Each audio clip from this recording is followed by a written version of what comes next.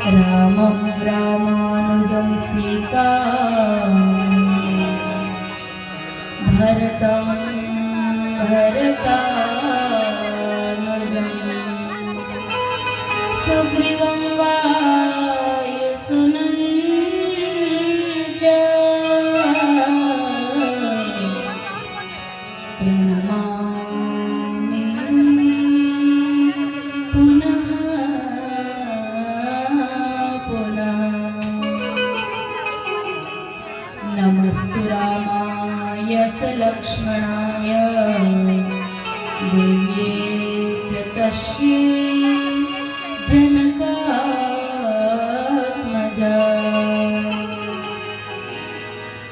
नमस्तु रुद्रेन्द्रयमानिलेभ्यो नमोस्तु चन्द्रार्कमरुद्गणेभ्यो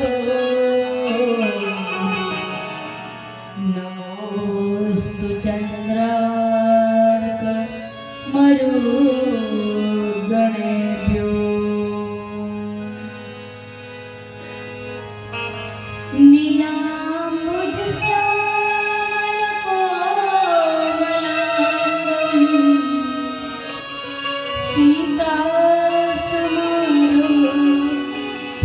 सीतासमारूपितवामभागं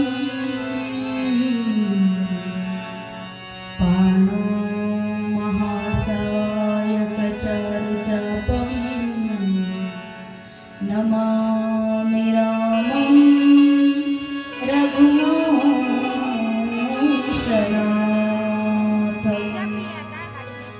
यत्र यत्र रघुनाथकीर्तनं तत्र तत्र कृतमस्तकाञ्जलिं बाष्पवारि परिपूर्णलोचनं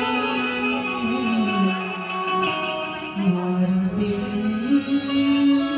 नमत राक्षसान्तकम्। अतुलितबलधामं स्वर्णशैलाभदेहं गणजगन्कृशानं ज्ञानिनामग्रगण्यं सकलगुणनिधानं राणामधीशं रघुपतिप्रियभक्तं वातजातं नमामि। आइए हनुमंत विराजिए कथा करो मति अनुसार। प्रेम सहित गादी करो विराजिए पवन कुमार। विराजी पवन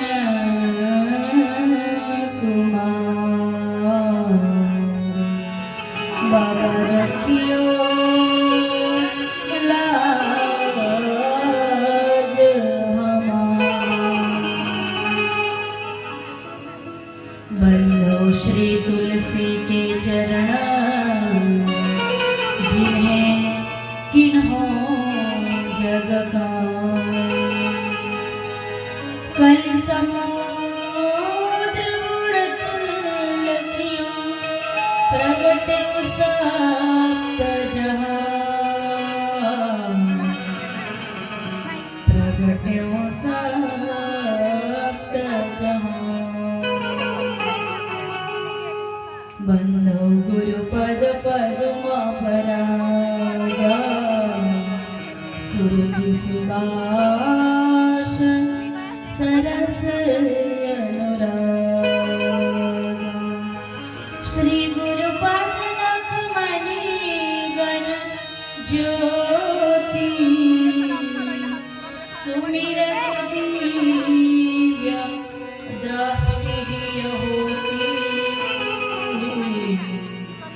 सुमिरत दिव्य दृष्टि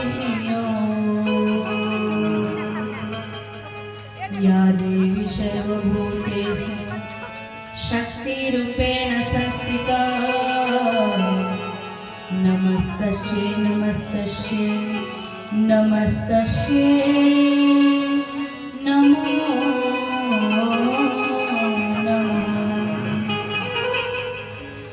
या देवी सर्वभूतेषु विद्यारूपेण संस्थिता नमस्तस्यै नमस्तस्यै नमस्तस्यै नमो नमः।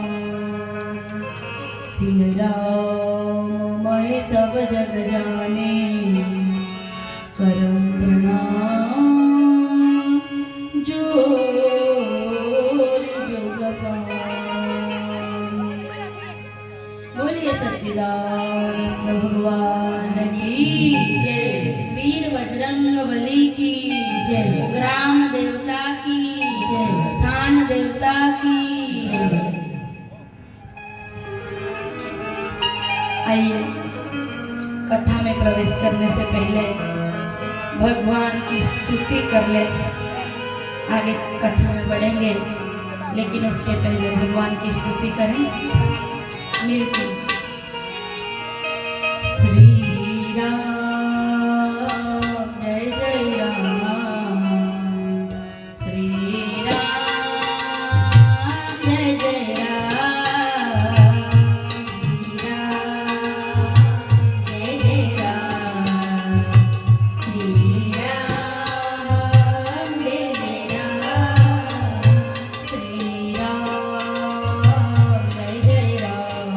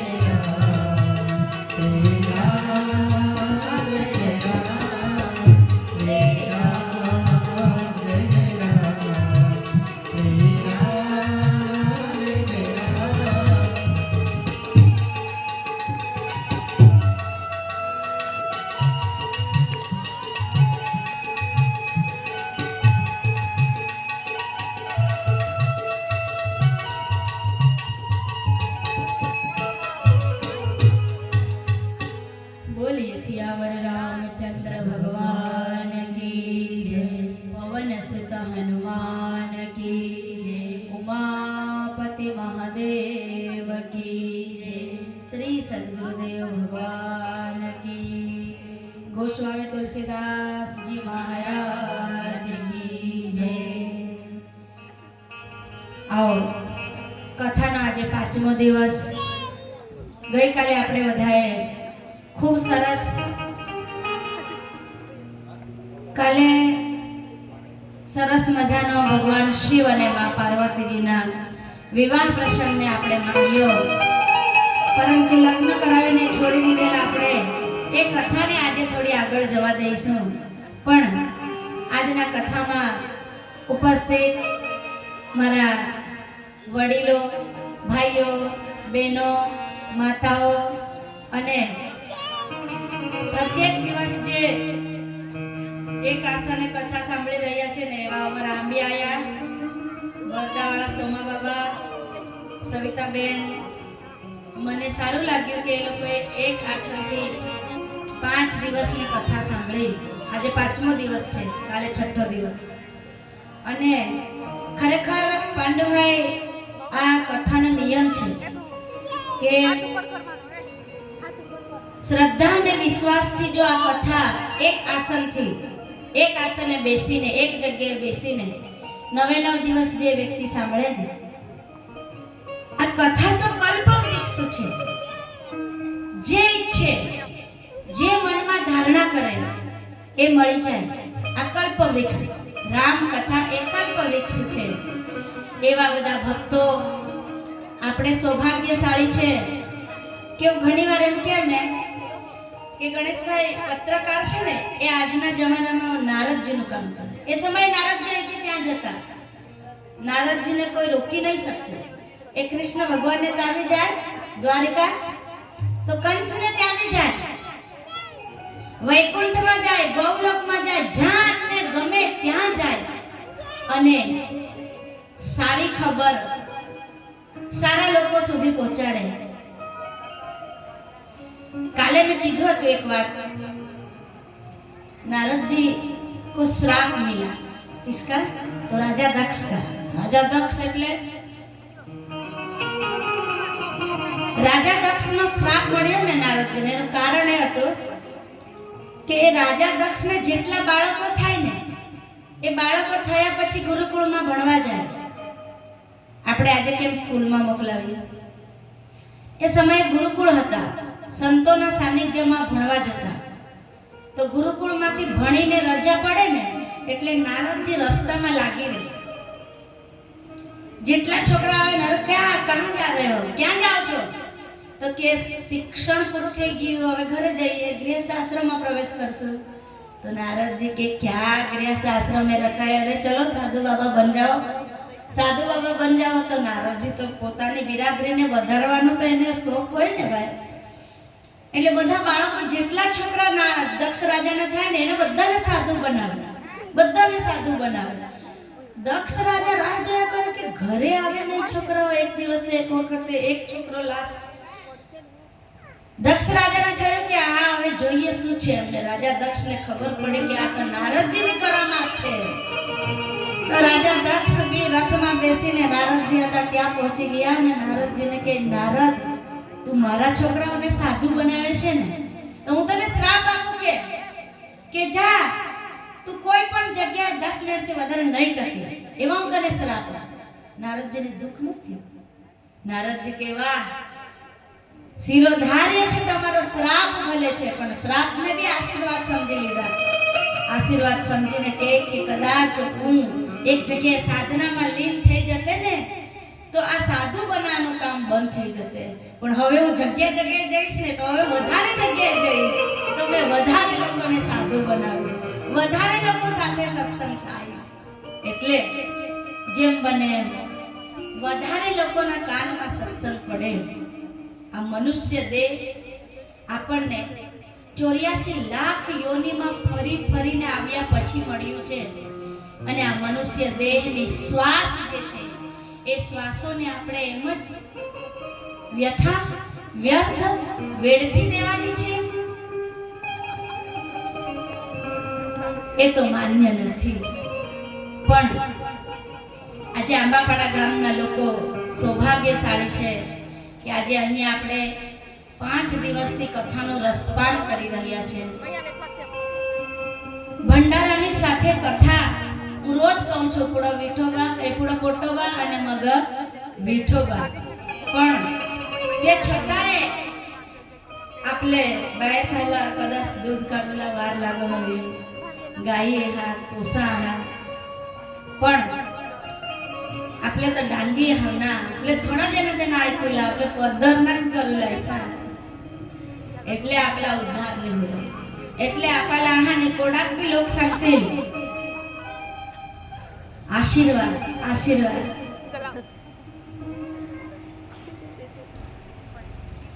આવો આપણે ભગવત સંકીર્તન કરીએ, મનને એકાગ્ર કરીએ. વિચાર કરો, આ બહેનો કહેતા હતા પાટુભાઈ કે શોભાયાત્રા જે દિવસે નીકળી ને, मैं तो अनायास से परम दिवस से बात कर रहे थे कि नामदेव ने पकाई रोटी, कुत्ते ने उठाई पीछे घी का कटोरा लिए जा रहे, भगवान रुखी तो न खाओ थोड़ा घी लेते जाओ, काय सकल बनाई तूने स्वान की, मुझे ओढ़नी ओढ़ा दे इंसान की. तो कुतरा में भी भगवान प्रकट થાય. હોટલ થી શોભાયાત્રા નીકળી ત્યાંથી એક કૂતરું આવ્યું ને અહીંયા સુધી, એને શોભાયાત્રા પદયાત્રા કરી અને લગભગ 3 દિવસ મેં ધ્યાન આપ્યું છે. એને કથા સાંભળી છે અને એકવાર કથામાં એ અહીંથી આમ પરિક્રમા કરે, આમ આવે ત્યાંથી આવે ને આમ આખા મંદિરની સાથે પરિક્રમા કરે, અહીંથી નીકળે આમ આગળથી આવે કે અમને જોઈ વ્યાસ મહારાજે. બોલો, એટલે વિચાર કરવા જેવી વાત છે કે એ મૂંગું પક્ષીને એ જાનવરને ખબર પડે છે કે મારે કથા આંગણે ચાલી આવી છે તો મારે સાંભળવી જોઈએ એમ, અને પરિક્રમા આ વ્યાસપીઠ હોય ને એ વ્યાસપીઠની પરિક્રમા કરાય, પોથીનું પૂજન કરાય. અને અહીંયા સુરતથી અમારા ભક્તો પધાર્યા છે. અમારા આ ડિમ્પલબેન તો સવારે 4 વાગે ઉઠીને પોથીની પરિક્રમા કરવા જતા. તો મેં કે આટલા વહેલા જઈને હું કરું, તો કે બધા કોઈ આવે નહીં ને એના પહેલા હું એકદમ નિરાંતે જઈને કે પોથીની પરિક્રમા કરી લેવે એમ, એટલે પરિક્રમા કરવા જતા. પોથીની પરિક્રમા કરવી એ બ્રહ્માંડની પરિક્રમા કરી એવું ગણાય. ઠીક છે, તો આપણે મનને એકાગ્ર કરીએ, કથામાં ચિત્ત લગાવીએ, મન લગાવીએ અને ભાવ અને પ્રેમથી કથા સાંભળીએ. પહેલા ભગવત સંકીર્તન